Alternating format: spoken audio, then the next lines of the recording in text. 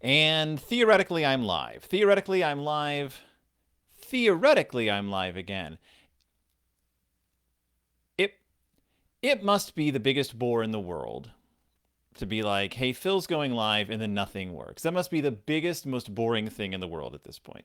It also must be pretty boring to hear me just endlessly complain about Facebook Live not working, because Facebook Live doesn't work, but nothing else works. And it's not really the fault of these platforms, I'm going to assume. It's entirely my fault. I'm bad at this. I don't know how to do it. No one's ever taught me.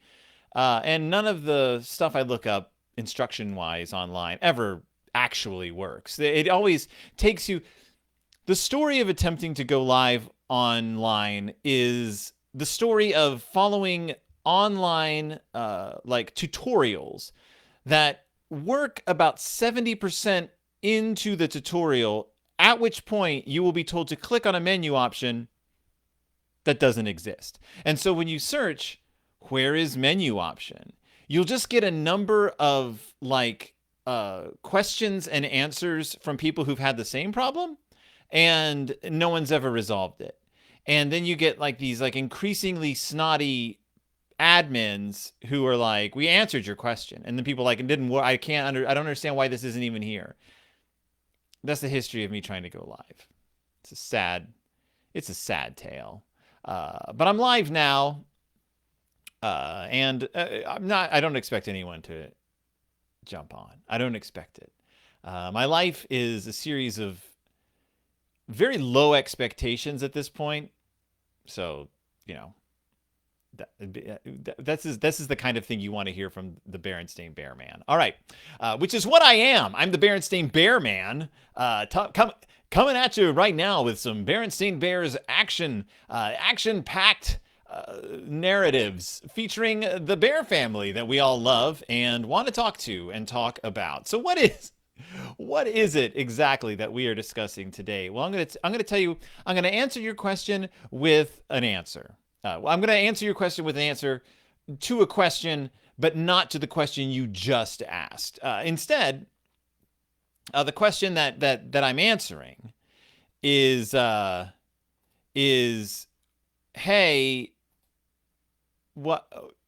How does it go? Like, hey, I don't understand. Like, Jesus, we never saw you being hungry or anything in starving. We never fed you. What are you talking about?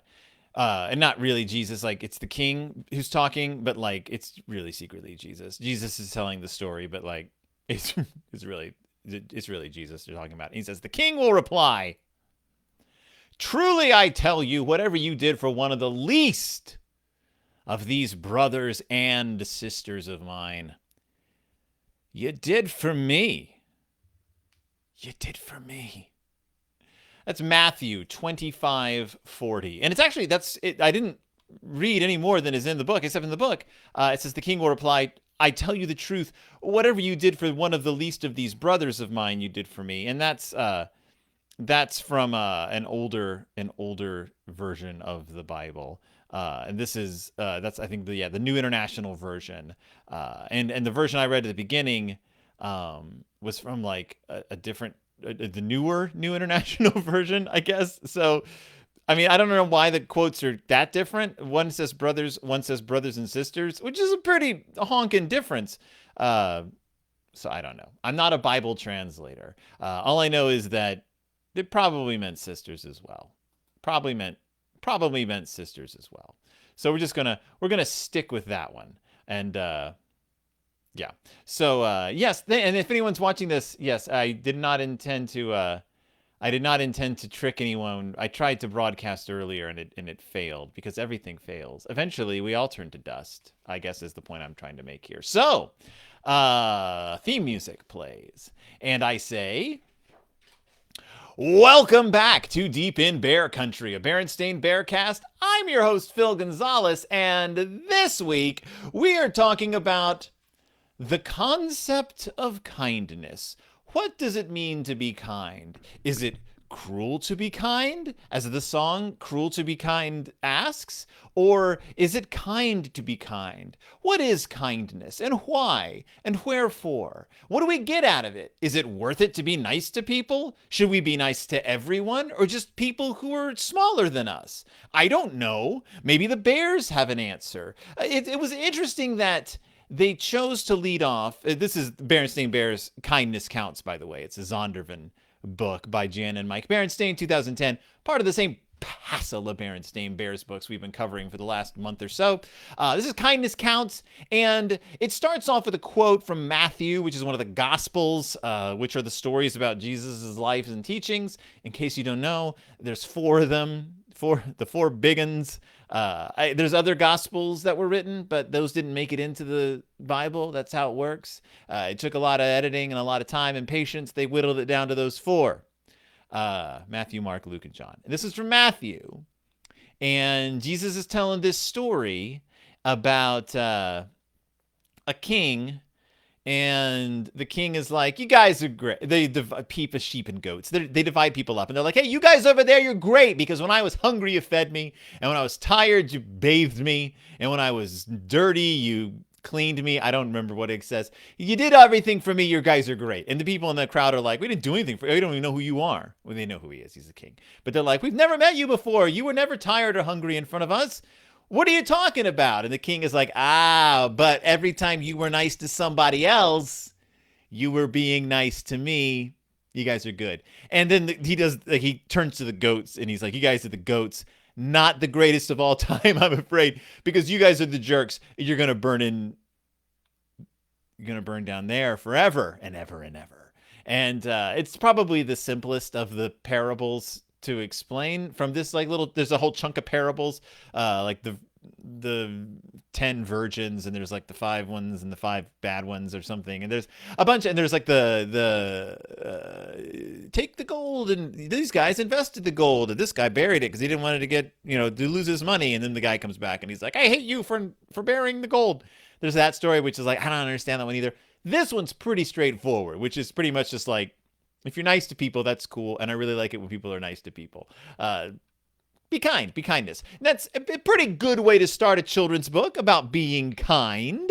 As we can see from the cover, we have mama, we have papa, we have brother, we have sister, and then we have some strange bear who we've never met before. Who is this strange boy bear? What shocking revelations will we learn from the budding friendship of brother and little boy bear? I find this interesting because we don't see cubs of different sizes that often. So, good for them, I guess. Kindness counts. So to begin with, we get a wonderful spread, a 2-page spread of how awesome Brother Bear is. It's just this 2-page spread that's basically like, brother likes to do everything. He is the most well-rounded boy in the world. He's amazing. He's a great accomplisher. He loves to accomplish. We see pictures of brother playing baseball, playing soccer ball, playing football, playing basketball, drawing a squirrel. We see him painting a picture, which is something I believe brother has absolutely never done. We see him being an amazing astronomer, which I think at one point he made fun of someone for being an astronomer. We see him using a microscope and discovering diseases. We see him lighting a Bunsen burner even though he hates the stank. We see him playing video games because he's the best video game player. We see him collecting stamps because he is what do you call a stamp collector? A philatelist? Apparently that's what he does. He also collects baseball cards. So we see baseball cards for Fuzzy Rollins. Bear Howard, Bruin Victorino, and Grizzly, who plays for the Bruins. I don't know anything about sports. I assume those are extraordinarily clever puns on famous baseballmen. But your guess is as good as mine. Your guess is probably better than mine because I don't know anything about baseball. But what brother was best at and what his oldest hobby in the world, what we love brother the most for, if you have been sticking with me for the last 6.5 years is we know that brother loves to build a model plane. Brother loves building model planes. He has been doing it since time immemorial. And I'm not being facetious here. We know that brother is quite the plane builder. In the Berenstain Bears and the Green-Eyed Monster, he got balsa wood from sister for his birthday so he could build model planes. We know he loves model planes. In Berenstain Bears and The Trouble with Strangers, Brother Bear almost got into the car of a strange man because he promised to show Brother his kick-awesome model plane. That's how much Brother loves model planes. He loves model planes so much he is willing to risk being on a true crime podcast to see a man fly a model plane. That's how much Brother loves model planes. So, canonically speaking, yes, Brother loves the planes. He learned how to build them from Papa. Papa helped to guide him through the smaller planes, and then Brother worked his way up to bigger planes, and now he can build them all by himself. And these are like actual like flying planes. You like wind up the propeller, and these things take off. This is a legit business Brother has. He isn't just faffing around with balsa wood planes. He is building planes that take off, and as we will see later on, land of their own accord. This is a boy who knows model planes. We love Brother. We love him for it. Also, what's interesting is that in the religious books we've been reading, Brother's been in all of them, and he's been a focus of a couple.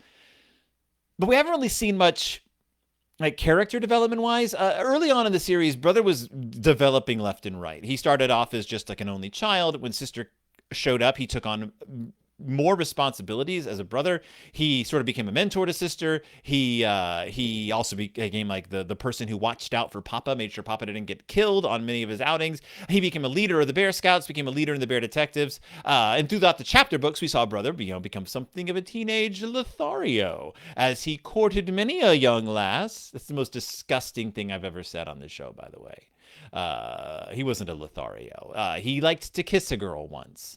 And he did so. But we've seen him like wooing girls. We've seen him being wooed by girls. We've seen Brother in all kinds of places. But recently, I feel like he's gone a little stale. In fact, I feel like Brother and sister have kind of like evened out a bit recently. They're kind of the same cub a little bit. They have like their own like likes and dislikes, but temperamentally they've been similar. This book mixes that up. I'm happy that we're here. So we get a little history. Brother Bear likes to fly some planes. Now, one day he's at the park.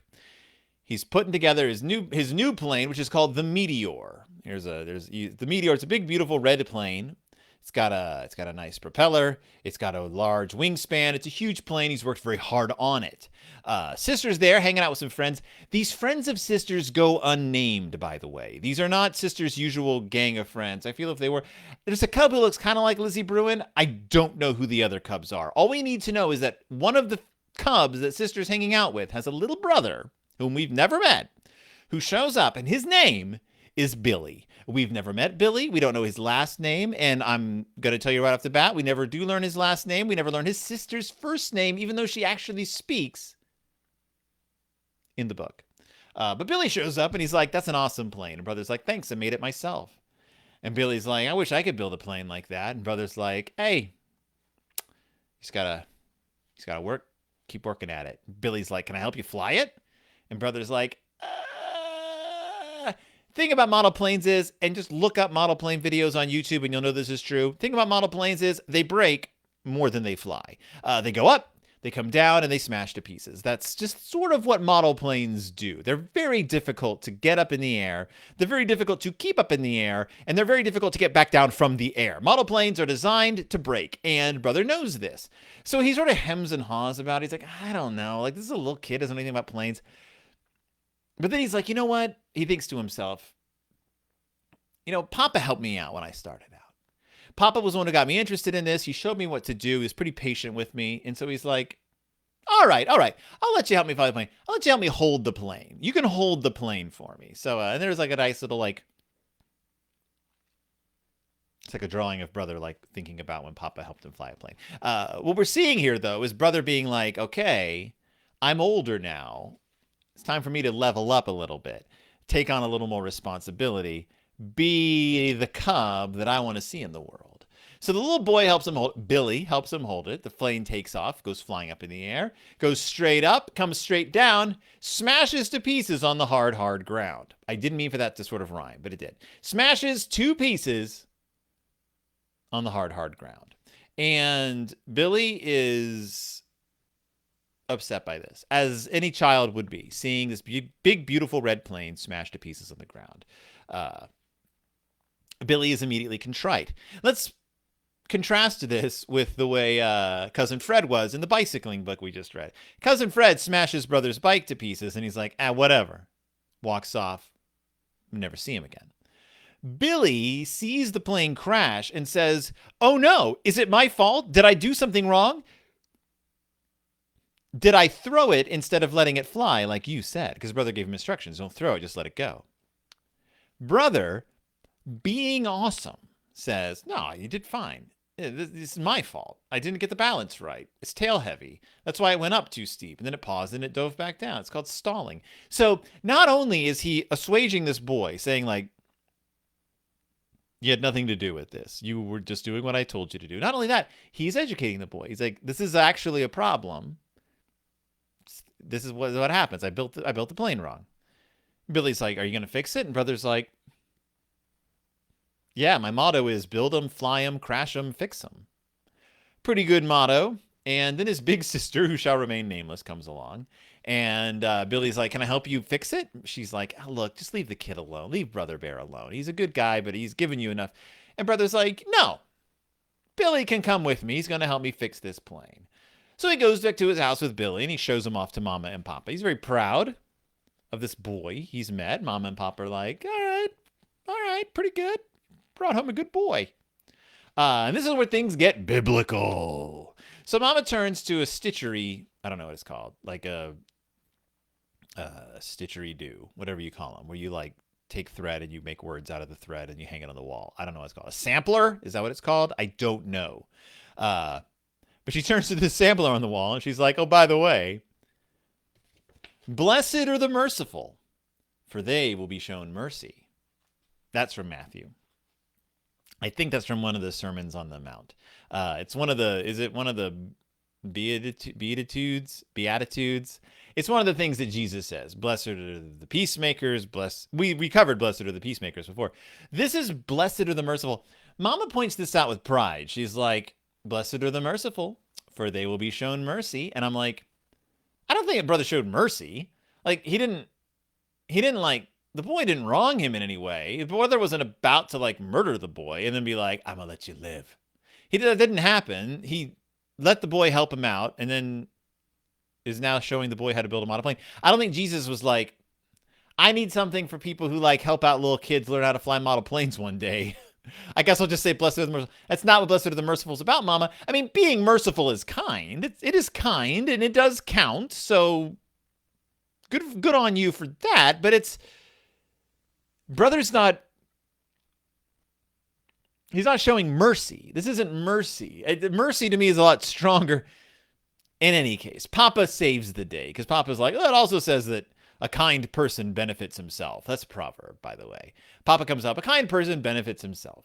And an unkind person like hurts himself. I think that's the way it continues. Kind person benefits himself. And brother's like, what do you mean? And he's like, this means that no act of kindness goes wasted, which is more or less what it means. If you're good, I think what it gets around to is if you do good things in the world, you're helping yourself out as you're making the world a better place just by being kind. You're making the world a better place. And this is, I like that they're using the word kind because again, we're not talking about niceness. Niceness doesn't always count. A lot of people are nice without being kind. Niceness is like an attitude. Kindness is an action. Brother is being kind. He's not acting nice. So remember that. I mean, it's good to be nice, but it's awesome to be kind, I think. The book isn't about that, but that's just one of those things. Like, you got to keep in mind. Like, don't just be a nice person. Be a kind person. Show kindness. So yeah, as far as like the stuff that Jesus said in the Bible, good on that. I mean, I guess the thing Papa said was a proverb, so that's old news. Also a little more relevant. So brother and the bear, the boy, the Billy boy, brother and Billy the boy, spend the whole afternoon fixing up the plane. We get a nice little like fixing a plane montage here. Look at that. You got to put one foot in front of the other is the song that you would play over the fixing up the plane. And they take it out and they fly the plane and it flies. It goes up and comes back down. It goes up and it comes back down all on its own. The Meteor flew on and on across the field. It came down, landing clear on the other side of the park in a 3-point landing. Brother and Billy ran over. It was in perfect shape. They're very excited. Plot twist. Thought we were over. We thought that that was it. We thought that great. Great. Many a book would end right there. There's your story. But no, we get introduced to a whole new sector of Bear Country Cubs. We meet the Bear Country Rocket Club. Didn't know Bear Country was this awesome, did you? We meet the Bear Country Rocket Club. And this is a club of cubs who build rockets for fun. And they may, in fact, be brother, sister, cousin Fred, and I guess Barry Bruin, like from the future. Like it may as well just be those guys because it just looks like older versions of the Cubs, which might be intentional. I don't know. In any case, brother's like, well, rockets, can I help out? And they're like, nah, you're too young. But then Billy walks up to the oldest cub, has a private convo. The older cub comes back and is like, hey, my cousin Billy tells me you let him help with your model plane. That was cool. You seem to know a lot about flying and models. I guess you can help out. Kindness is in the process of counting. So the Rocket Club lets brother basically be their stooge for a while. Like they let him pretend to help.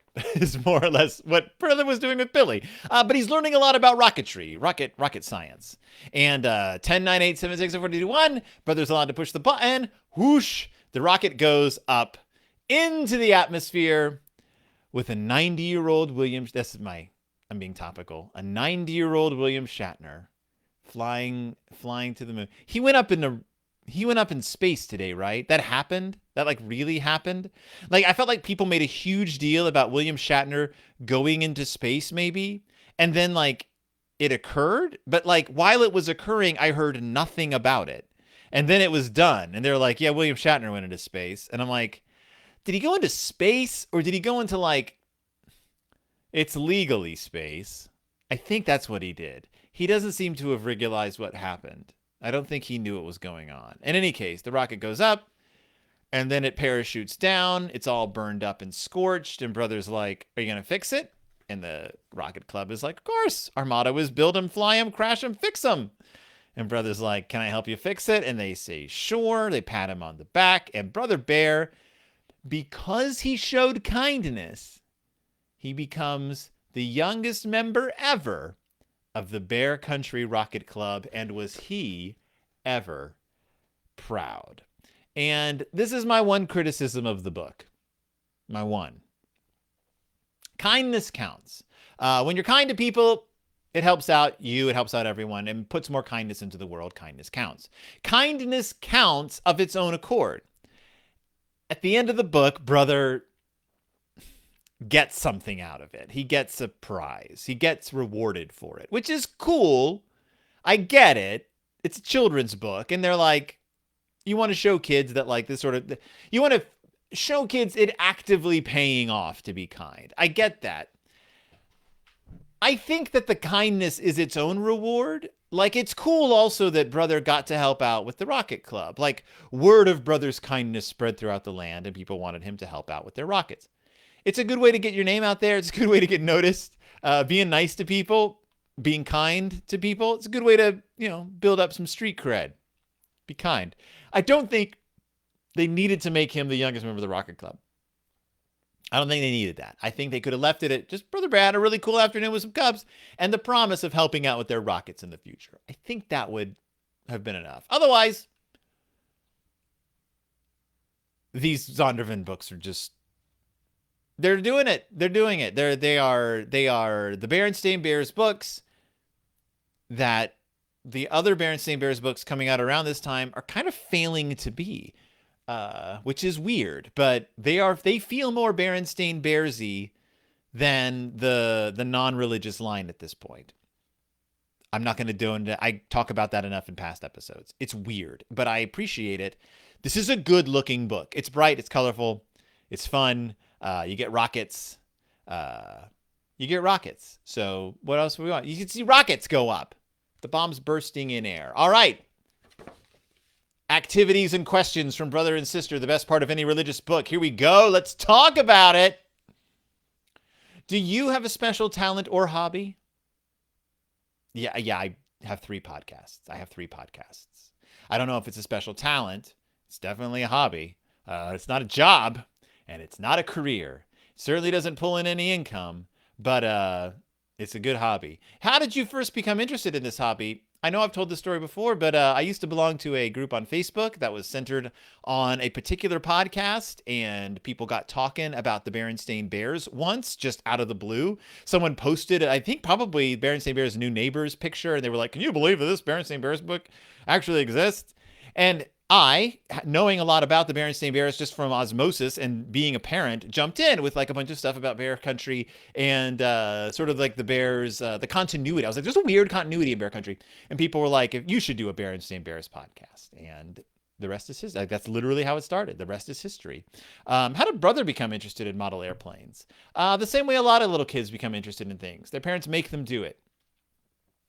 The same way that the little kids become Star Wars fans or comic book fans or sports fans or join a religion. Their parents make them do it. And then it just becomes this thing they do because you've been doing it since you were a child. You never knew the world without it. Brother was always building model airplanes with Papa. That's what he knows how to do now. He's really good at it. Does he love it? I guess. Good thing. Question 2. Why did brother hesitate before actually sharing his model airplane with Billy? I mean, I think they answered that. He didn't want it to break. Like, he worked really hard on it, and Billy was a small child. He did not know. Why is it sometimes difficult to share something you really like and other times very easy? I don't know. I guess I'm greedy. You can be like greedy about things. I don't know, like why sometimes it's hard to share something because you're just not sure if like you want to share it. Sometimes you have something that's really valuable. Is that how it works? Sometimes I don't know. Like sometimes you just don't feel like sharing things. Sometimes a little boy comes up to you in the park and wants your thing. That's it. I don't know why I got so upset about that. I don't know why I don't like to share things. Stop yelling at me. Do you think that you need to be rewarded every time you do something nice? No, I made that point already. Why or why not? Because that I talked about this in another episode. It's the concept of the mitzvah. You do a mitzvah. You do a mitzvah because it's a kind thing to do for someone or for your community. And you don't expect anything in return. You don't expect recognition. You don't even expect thank you. You don't even necessarily call attention to the fact that you did it. You just do it. That's a mitzvah. You help somebody out. That's a mitzvah. You do a kindness, an unasked for, unexpected kindness. It's a mitzvah. Go out and do a mitzvah tomorrow. Go do a mitzvah. Or I guess there's some time today. Go do a mitzvah. No, you don't need to expect something. You don't need a reward, brother. You don't need to get to join Rocket Club. Team Rocket. Get out and do it. 1. Create a poster. Another poster. If I did every one of the posters they asked me to do at the end of these books, there would be no wall space left in my house. Create a poster for your family to hang in a prominent place in the house. Have the following scripture phrase on it. In everything, do to others what you would want them to do to you. Matthew 7:12, which is, of course, a variant of the Golden Rule. We talked about the Golden Rule. I did the Berenstain Bears in the Golden Rule. We talked all about the Golden Rule. I went into the history of the Golden Rule in that one.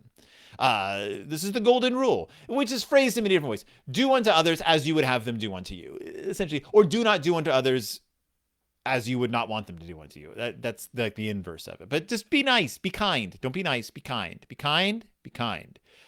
Golden Rule. It credits Matthew with it, but the phrase is older than Matthew. 2, organize a family hobby day. I'll get right on that. Have each family member share what they enjoy doing the most with the rest of the family. This is assuming that you're not talking to and seeing your family every blessed second of the day. Remember to be kind as you explain directions and show others your hobby. No one in my family wants to be a podcaster. No one in my family does. I mean, okay, I do a podcast with my older child, Willow. And I know that she has expressed some interest in learning the ropes, but, hasn't. Mitzi doesn't want to be a podcaster. It's the worst thing in the world. She's 10. Why would she want to be a podcaster? Look at me. Alana doesn't want to be a podcaster. There's just a whole lot of stuff going on. I don't know if she would want to devote this much time every week to talking about something. I don't know. Maybe she does. Maybe I should show Alana how to do a podcast and she'll be right on it. Maybe that's what she's missing in life. I don't know. I have done Alana's hobbies. I have participated in, and beyond a hobby, like Alana's art, Alana's performance art. Alana has done dance. And for a while there, I was taking, this is years ago, but I took dance with Alana. I went to some ballet with her. I took ballet in high school. I took dance in college. I was never good at it, but I took it. I would go to ballet. I tried to share in her interests. I went to yoga with her for a while.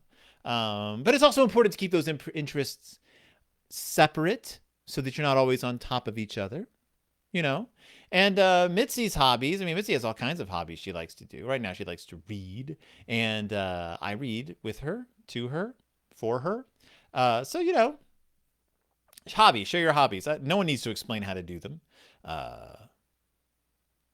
No one needs to explain how to do them. I guess, did I leave one out? Did I forget one?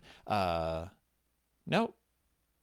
Be kind as you explain the directions. You want to learn how to podcast? I'll show you how to podcast. You spend $30 on a mic, you plug it in, you start talking about things. When you're done, you're done. Then you edit in a fun theme song and you send it out to your feed, and then you rake in the applause. And then one day you do a one-man show of it, and then you stop doing that one-man show because the world is engulfed in turmoil. You stop doing it. That's the history of podcasting, folks. That's how you do my hobby. Any comments in the comments section? Let's see. Matthew has asked, what was the podcast group that spawned this one? I don't know the lore. Sorry. What was the podcast group? I always just say a Facebook podcast group, partly because I don't want to implicate anyone, mostly because I don't want to send anyone who doesn't know that podcast to a more successful podcast. But it's stupid. So instead of saying it, it rhymes with Schmop Schmaus. Is the Flophouse podcast. It was a full podcast group I used to belong to, and we talked a lot about podcasts, and that was it. And people challenged me to do the show, and I said, I think I will. I said, in the thread, I will call it Deep in Bear Country, a Berenstain Bearcast, as a joke. And then they said, do it. And I was like, doing it. And I did it. It cost me $30. That was my initial investment of $30. That's it. I spent $30. And that's the Berenstain Bears. Kindness Counts. It's still in print, obviously. This is a real, actual copy of the book. It's not an e-book. It's an actual physical copy. You can do this with it. You can do this with it. Here. It's for my listeners at home. It's an actual physical copy. It's nice, it's slick, it's colorful, it's nice to look at. If you are in the market for children's book with a religious bent, I say that the Berenstain Bears Zonder kids books are actually pretty cool. As you could tell, they are not preachy. They are not overly moralistic. They are not, as some people claim, conservative. It's just a few Bible quotes, and they're good Bible quotes. Like, be kind, dudes. Like, just be kind. Like, that's the crux of it all, isn't it? Kindness does count. I think that's the Berenstain Bears at their core are just like, if nothing else, just be cool to each other. Just stop being jerks and be cool, and you'll get a lot more out of life. Okay?